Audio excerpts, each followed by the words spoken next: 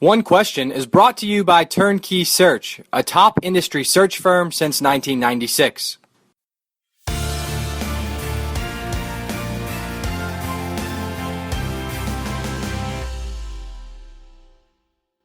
Bob Driscoll, the athletic director at Providence College, is on One Question. And Bob, I want to dig in on maybe a broad topic, but one that applies to you because you've been at Providence now for over 15 years. I'm interested in your perspective on how you make sure that your organization is not becoming complacent. And that's not to mean just because you've been somewhere for 15 plus years that as a byproduct of tenure, you start moving slower or thinking differently. But clearly in this landscape of college athletics and in the industry and where it's going, you have to be right. Your thumb has to be right on the proverbial cutting edge of how to keep your brand ahead. So when you've been ingrained in an institution for as long as you have, how do you do that for Providence?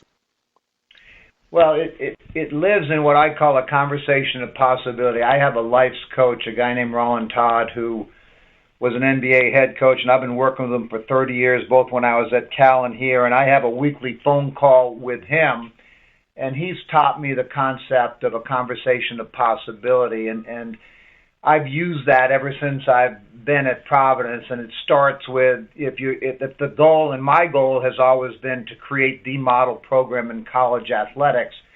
You know, what do you need to do to make that happen? And typically what happens when you pose that question that you want to be the best, the conversation says, well, we don't have enough resources, we don't have enough staff, we're not in the right conference, we don't have good facilities. But the parameters are that you can't have any limiting thoughts or beliefs. So it starts with, okay, if this is our goal, this is our dream, they're almost walk-on-moon goals, what does it look like? And so we create the ideal scenario, and then we chunk it down into action steps from a strategic planning standpoint, and just get after it one day at a time. And then you've got to make sure you articulate that to everybody in the organization, and it has to live in daily actions. But we have those conversations all the time, and even if you have success, and we've had a lot of success recently with national championships and Big East championships, but I remind my staff all the time, you can't rest on your laurels.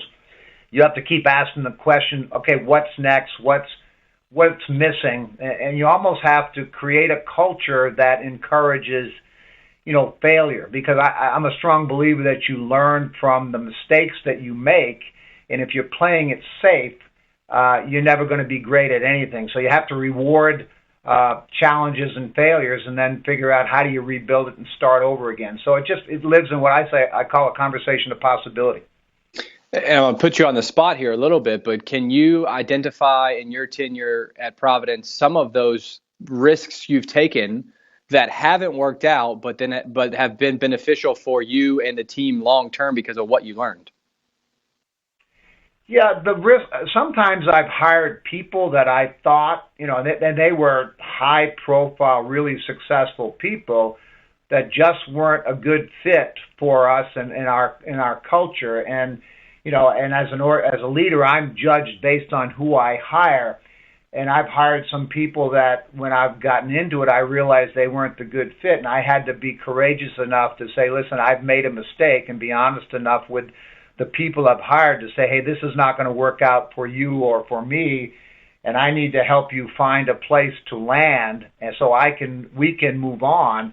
And there's a lot of criticism that comes with that. But what happens a lot of times, you make a hire, and then instead of admitting you've made a mistake or it's not a good fit, you start justifying it, you start digging in, and you start getting defensive. And so what I've learned is that I've learned from my mistakes, but I also have enough credibility with my trustees and presidents to know that it's okay, and then get it right. I mean, Ed Cooley is a perfect example of, I've made some previous hires that didn't work out, but he came here after what I learned was necessary, and has had unprecedented success with the Big East championship and 4 NCAA tournaments. And that's happened in other areas as well, but that's one example. So people, we know, is such a significant part of the algorithm or the ingredient, a critical ingredient that goes into building an ideal department like you talked about. How did you find the life coach? Give me the backstory on how you connected with Rolland originally and where that relationship started and how it benefits you. Well, I've always had people who mentored me. Dave Maggard was the guy that hired me at Cal, and I admired and respected him. But I've always had people in my life, from my dad, who was a World War II veteran, to my high school football coach, to my college coaches, to Jack Clark, who's probably won 23 national championships at Cal, to Rolland. I've always had people that I looked up to, admired, and respected, because success leaves clues, right? And successful people do something different than other people. So I always wanted to learn from the best. And, you know, I'm 64 years old, and I figure I'm still learning. So I have to surround myself with people who are smarter and more creative than me. And Rolland's an 82-year-old guy, so he's lived more life than me. He was the first NBA coach of the Portland Trail Blazers. This is a guy that grew up on a farm and was a working-class guy like me, so we have the same work ethic. But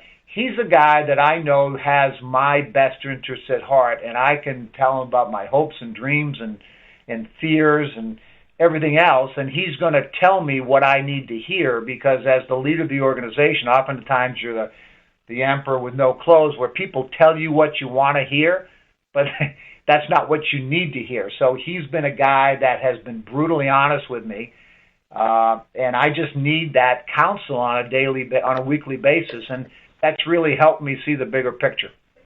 And do you prep for those conversations by keeping a note on your desk of items you'd like to talk about, or are they really just organic every week? You know, it's a good question. I have books and books and books of notes I've taken from every conversation over the past 25 years. Now it kind of flows naturally, because it's like talking to a soulmate, if you will. But I have difficult conversations I'm going to have with people on a daily basis, and I ask him for his coaching of how I need to shape the conversation so we can get to where we need to get to. So if you don't go into a conversation with a clear understanding of what you're trying to accomplish and how you're going to do it, it doesn't turn out the way you want. So he really helps me see objectively how I need to shape it based on the personality I'm going to be engaged with.